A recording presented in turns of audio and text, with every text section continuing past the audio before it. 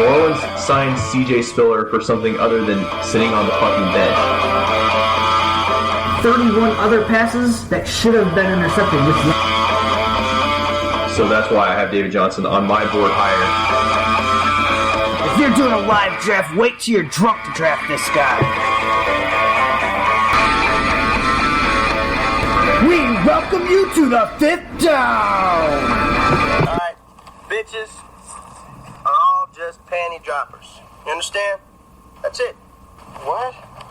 Listen, you give them a Percocet, 2 Vicodin, and a couple of beers, and the panties drop. Very nice. It's nice. It's nice. Troy, you think you'll enjoy prison? I don't know. What up, 5th Downers? This is your host, Johnny Slokes, and you're here at the 5th Down Football Podcast. Unfortunately, we have no K-Mill today. He is still at work, but nonetheless, I will be bringing you this week's Waiver Wire show. Before we just jump right into that, we're going to get into a little bit of news and notes that we have along the way here. It just keeps getting worse for the San Diego Chargers. Monte Teo is now out for the year with an Achilles injury. Maybe his girlfriend did it. Who knows? Russell Wilson is a sprained MCL and a high ankle sprain. I was surprised that he even came back in that game last week, or actually yesterday. But, you know, I really think that they should probably think about sitting him down for at least a week. Des Bryant actually had a very similar injury to Russell Wilson. He also sprained his knee, so we'll look to see how he deals with that. He always seemed to be nicked up. And just when he started looking useful, Shane Vereen tore his bicep. He will be done for the season, and that's unfortunate. And I think a lot of people are going to probably rush to the waiver wire and pick up Orleans Darkwa, or say like a guy like Paul Perkins, even though Rashad Jennings should be back next week. I really think that's just a situation you want to stay away from. I think they're really going to look to be more of a committee. It's kind of like how they were last year. Like, it's kind of hard to trust any one of those backs, so I kind of just want to stay away from it altogether. Ryan Matthews hurt again. He hurt his ankle, and he was practicing fully, but they said he was practicing while he was still fucked up. And it really showed throughout the game. Is like, if you look at the Eagles' backfield, the snap count, they had Smallwood that had 24 snaps, Sproles had 24, Barner had 11, and Ryan Matthews only had 9. So, I mean, if you listened to us on our last show, we were saying, you know, Ryan Matthews, while his value is still there, well, I think people are starting to see the light. Some news out of Chicago. Jeremy Langford is out with an ankle sprain for 4 to 6 weeks. This opens the door wide open for Jordan Howard, who is a guy that we'll talk about here a little bit later on this show. But, yeah, he is out 4 to 6 weeks with a sprained ankle. It must be a pretty bad sprain. Michael Floyd has a confirmed concussion, so he will have to pass the concussion protocol before he suits up next week, if he even does suit up. Thomas Rolls could be out for multiple weeks with fibula issues, as Coach Carroll would call it. So looks like Michael is a guy that could really steal the backfield during that time. We'll see about that. All right.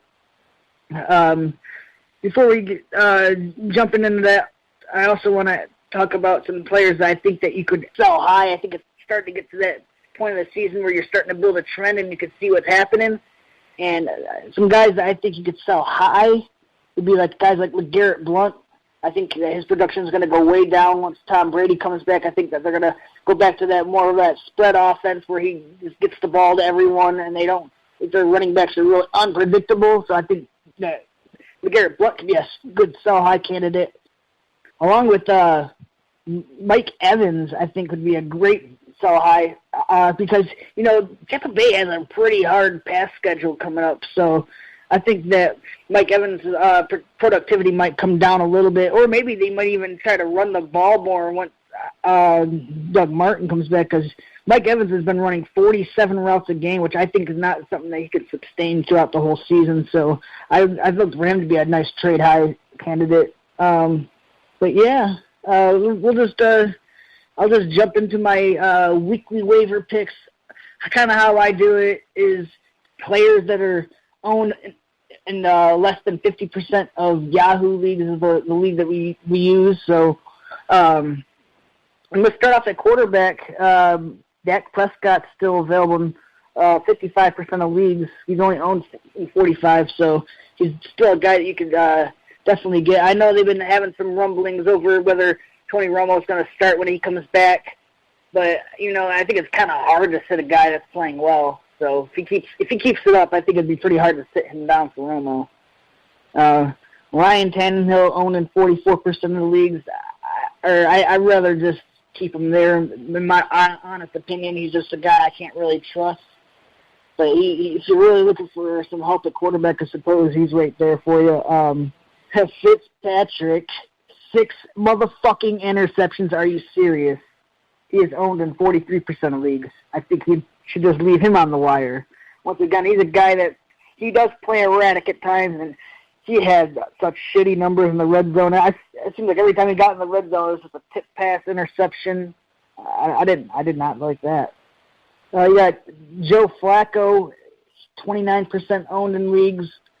He showed he still has a little something. It looks like he had a nice mobility out of the pocket on that rushing touchdown, so that knee is not an issue. Osweiler, he just looks like a bad quarterback. Who's actually not looking like a bad quarterback, and he's only owned in 20% of leagues on Yahoo, is the pride from Fargo, Carson Wentz.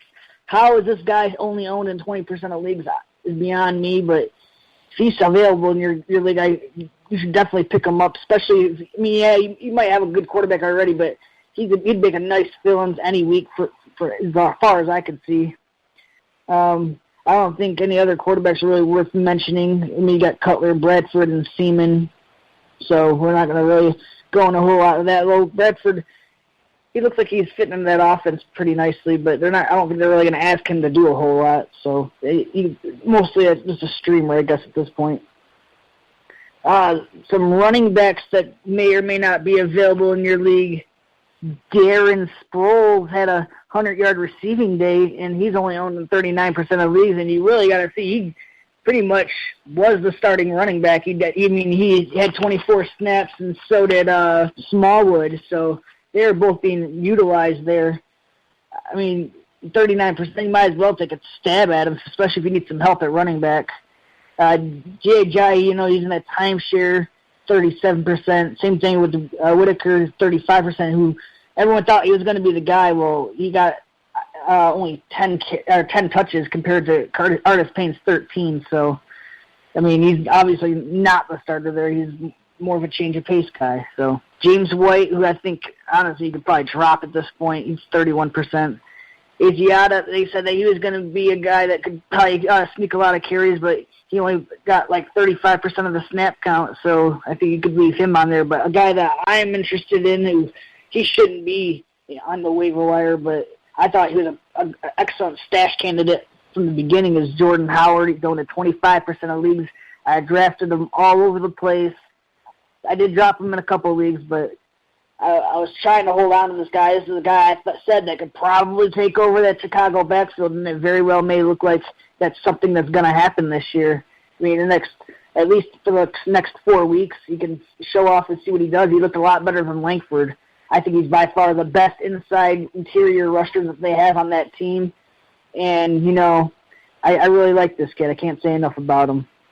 And then Raul Powell's still there at 24%. I guess Forte owners could own him, but other than that, I don't really see a whole lot of fancy appeal with him. He's just a handcuff. Yeah, DeAndre Washington, 23%. Once again, he's kind of in a timeshare as it is too, but he's looked, I think, pretty impressive over the last couple of weeks. So we look for him to see if he could build some more work. But I think he is still worth a stash at this point. So 23%, if he's out there and you need some depth, you might as well add him to the list too. Artis Payne still available, are still owned in 19% of leagues. So, it's not really a situation I'm in love with. I mean, it does seem like they're going to split that backfield in some kind of timeshare. It's going to limit both of their upside, so I'm not real high on him. Same thing with Kenyon Drake. I think he's in a timeshare that I'm not really interested in, so I'm just going to stay away from that. But, a guy that I think is in probably a really interesting timeshare in a good way is Dwayne Washington from the Detroit Lions. He's owned in 11% of leagues. I think that his role is going to start to expand. I know he thought it was going to happen this week, but we've seen how ineffective Theo Riddick was running the interior of the defense. Dwayne Washington actually had some nice runs in that first half. I know the stat line doesn't look amazing or anything, but he actually had some nice runs in that first half. I think that his role is going to expand, and he will be that guy that's going to be running more into the interior. Let's go over to some wide receivers that I am interested in this week. Not all of them I'm interested in, but these are just the guys that were owned in less than 50%. You got Victor Cruz. I mean, I think he's a decent stash, but it's not a guy I'm real intrigued by. I just don't think the volume's going to be there from week to week, especially working as like a 2 or a 3 receiver, So not a guy I'm real excited about. Another guy I think is going to be a pretty good stash, though, is Kevin White. He's owned in 49% of leagues. So if he's out there, I think that he makes a pretty good 5th or 6th receiver. If he got 14 targets, he didn't really do a whole lot with that, but if you keep getting the volume, eventually he's going to do something. So I think he's a decent little stash for you. I think Steve Smith can stay on the waiver wire. Torrey Smith could probably also stay on the waiver wire. And Nunez still owned in 34% of leagues. I do like what he represents. He's a big, tough guy in the slot, but it seems like he's kind of like the third fiddle. I know Brandon Marshall's not exactly healthy, but I guess he's definitely worth a bench spot for you as well. Same thing with Hogan. I think he's a nice little bench play. But, the guy I'm really interested in this week is Terrell Pryor. He's only owned in 23% of leagues. I mean, this guy was doing it all this week, man. He was actually pretty impressive in my opinion, and he's only owned in 23% of leagues. I think that he's a guy that he can still have value even when Josh Gordon comes back. So he's just a freak athlete, He was looking good. Another guy owned in 21% of leagues is Cole Beasley. Obviously, he's having a nice little early connection with Dak Prescott. He's really getting leaned on over there. I know he's starting to try to work the ball over to Dez more, but Dez is kind of banged up himself, so I think Cole Beasley is a nice little interesting piece. He could probably be a wide receiver 3 in some weeks. So, another guy that had a pretty good explosion week was Crowder from Washington. He had a lot of catches that were just field stretching, He's only owned in 16% of leagues, and I think some savvy owners already have him. So that's a nice, interesting bench piece you could have there, too. If you're in, kick return leagues, Eddie Royal is actually a nice little play you could have on your bench as well, owned in 14% of leagues. I'm not a big fan of kick return leagues, but he does have some value there. I mean, I've been saying that Devontae Adams is looking like the number 3 over there in Green Bay. I don't really know how much value that really has nowadays. I know they had a great week this week against the lousy Detroit Lions defense, but it doesn't seem like Green Bay's offense is what it once was. Aaron Rodgers, he looked great. Like I said, they looked great against Detroit, but before that, he hasn't done a whole lot in a while, it seems. So I'm a little bit concerned about that offense, actually. All right, another guy on the waiver wires that actually had a really big game, and he is only owned in 1% of Yahoo leagues, is Humphreys. He's progressively been getting more work. He had 3 catches week 1, 6 catches week 2, and I think this past week he had 8. So he keeps getting more and more work. He had 8 catches, and he had over 100 yards. He looked like he was getting a lot of work. I think he probably surpassed Vincent Jackson on the depth chart. That's what it looked like to me this yesterday. So I think that's an interesting guy you could go out there and snag. Not a lot of people are probably going to be going after him. You might not even have to waste a waiver wire pick to even get him. So keep that in mind. There are some interesting tight end plays that are out on the waiver wires that can help you out this week. I mean, I was calling it last week. I was saying, man, Kyle Rudolph, he scored another touchdown. He went 7 for 70 with a touchdown. He leads the NFL in target shares for his position at 28%. He gets to play the Giants next week. Look for him to have another decent day, maybe score another touchdown. I'm not really expecting that yardage to keep happening, but if he keeps getting the volume, I don't see why he can't have like 4 to 5 catches a week, you know. So Kyle Rudolph is my top waiver wire pick at tight end. I know Jacob Tammy is owned in 57% of leagues, which I know is not over 50%. I just wanted to mention him just because I thought that he would be an interesting guy if he is. I have seen him on some waivers, so if he is available, it would behoove you to snatch him up unless you don't want to really roll with 2 tight ends, which I can totally understand. So Zach Miller, owned in 40% of leagues. If they're doing really nothing for the first 2 weeks, he has this explosion week 3, and I think that some people are going to, especially if you're in